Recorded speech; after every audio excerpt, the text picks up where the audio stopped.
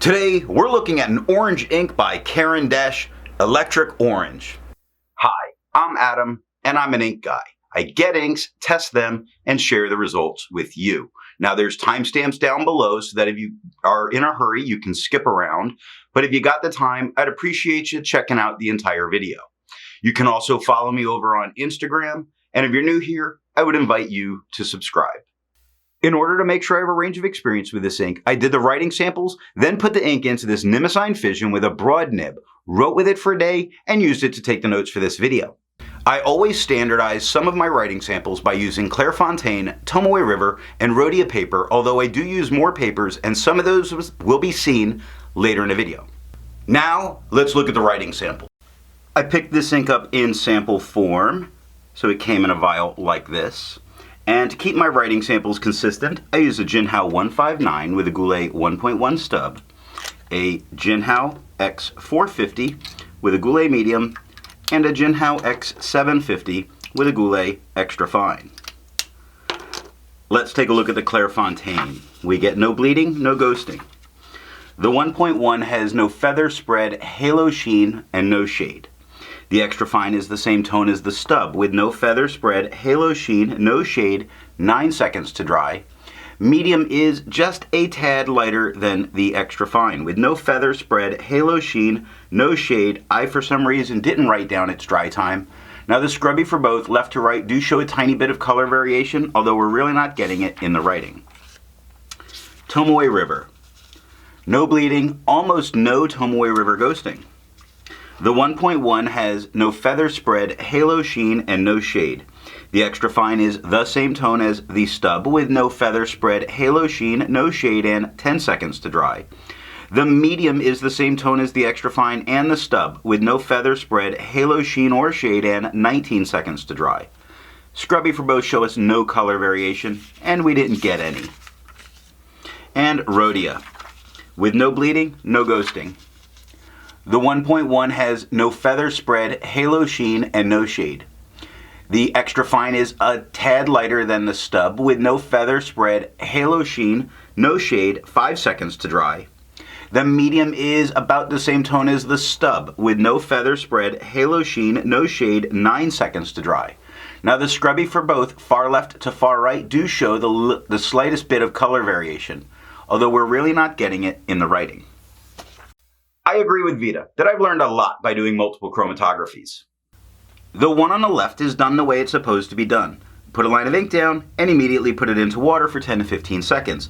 And we see this very kind of peachy pink on the bottom that comes up, and then we get a very bright orange with a kind of highlighter yellow across the top. Now the one on the right I let dry for 10 minutes before I dunk it into water. And what we get is largely the same thing. The only difference I see between the two of them is the fact that there's a letter D at the top. Just in case I didn't say it, the one on the left is done the way it's supposed to be done. I put a line of ink down and immediately put it into water for 10 to 15 seconds. Just as an editing note. Resistance tests are done to see how well this ink can be expected to perform on the page, and more importantly, how hard it might be to clean from your pen. I let the smear dry for 3 days before testing it. Looking at the highlighter, I wouldn't use this in a note-taking situation if I want to be able to go back and highlight because of the amount of blowout that's occurred. Now, water is reactivating and lifting all of this ink off the page. You start to see the beginnings of the white of the paper coming through. Pen Flush does everything that water does and nothing more. It only took water to get this out of my pen. The 1/3 bleach solution completely removes it from the page, but I didn't need that or Pen Flush to get it out of my pen. I test for viscosity or flow using a thing called a tilt test. I will link how I do that, the video of it, down below or up in the cards. I also then put it onto a standard distribution so it's more easily seen with all of the inks that I've tested. Now, for the inks I've tested, I've found an average viscosity of 2.5, with the realm of normal being from 2.1 to 2.9. Caran Electric Orange has a viscosity of 3.1, making this a dry ink. To find my average dry times, I use my writing samples done on Clairfontaine, Tomoe River, and Rhodia paper. I average those, and what I found is the average dry time is 17 seconds, with the realm of normal being from 13 to 21 seconds. Caran Electric Orange has an average dry time of 10 seconds, making this a fast drying ink. Instead of finding inks that look like Caran Electric Orange, I would prefer to find an ink that complements its color on the page. I went for a nice brown, and I chose Noodler's number 41. The second writing sample is done on Northbooks, Field Notes, and Fabriano paper. Here what we're looking at is Northbooks paper. Now, if I can get it to move, we get no bleeding and no ghosting. The 1.1 has no feather spread, halo sheen, or shade. The extra fine is a tad bit lighter than the stub with no feather spread, halo sheen, no shade, 1 second to dry. Medium is the same tone as the extra fine with no feather spread, halo sheen, no shade, still 1 second to dry. Now the scrubby for the extra fine shows a little bit of color variation, the medium shows none, but we didn't get any in the writing itself. How about Field Notes paper? Well, no bleeding, no ghosting. The 1.1 has no feather spread, halo sheen, and no shade. The extra fine is the same tone as the stub with no feather spread, halo sheen, no shade, and 1 second to dry.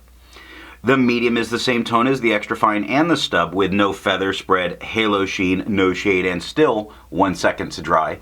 The scrubby shows no color variation, the medium shows no color variation, and we didn't get any. And Fabriano Echo Qua with no bleeding, no ghosting.